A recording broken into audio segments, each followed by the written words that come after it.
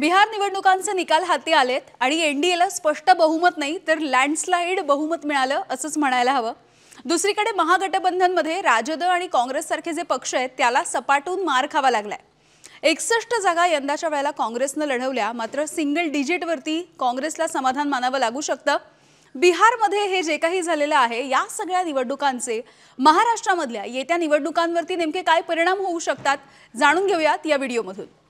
बिहार निवडणुकांचे कल हाती येत होते, आता निकाल हाती येताना दिसतायत आणि महाविकास आघाडीमधल्या दोन मित्र पक्षांमध्ये या निवडणुकीवरून जुंपलेली दिसतेय। ठाकरेंच्या शिवसेनेचे नेते अंबादास दानवे यांनी याच बिहारच्या महागठबंधनाच्या पराभवासाठी काँग्रेसला जबाबदार धरलेलं आहे। तिकडे उशिरापर्यंत सुरू असणाऱ्या जागावाटपाची चर्चा असेल, काँग्रेसने गरजे इतका सभा न घेणं, प्रचार न करणं हा मुद्दा असेल, प्रत्यक्ष मतदानापर्यंत मतदारांना गृहीत धरणं अशासारखे गंभीर मुद्दे यंदाच्या वेळेला ठाकरेंच्या शिवसेनेने उठवलेले आहेत आणि या सगळ्याचा फटका काँग्रेसमुळे महागठबंधनला बसला असा दावा ठाकरेंच्या शिवसेनेने केलाय।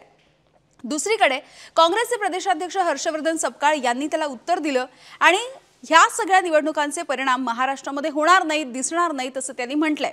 जर आपल्याला आठवत असेल तर सत्याचा मोर्चा ज्यावेळेला निघाला त्यावेळेला काँग्रेसनं याच सगळ्या बिहार निवडणुका डोळ्यांसमोर ठेवल्या होत्या आणि सावध अशी भूमिका घेतलेली होती। अर्थात महाविकास आघाडीला काँग्रेसचीही तेव्हाची भूमिका विसरता येणं शक्य नाही।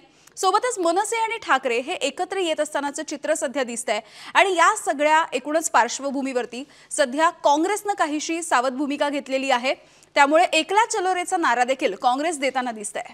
तर या सगळ्या पार्श्वभूमीवरती बिहारच्या विधानसभा निवडणुकांचे पडसाद महाराष्ट्रातल्या स्थानिक स्वराज्य संस्थांच्या निवडणुकांमध्ये देखील दिसू शकतील अशी शक्यता आहे। आणि आता येत्या सगळ्या निवडणुकांमध्ये महाराष्ट्रामधली महाविकास आघाडी तुटणार आहे, टिकणार आहे की महानगरपालिकेच्या निवडणुकांच्या दृष्टीने काही नवीन आघाड्या आणि युत्यांची समीकरणं घडतील महाराष्ट्रामध्ये हे बघणं देखील औत्सुक्याचं असेल।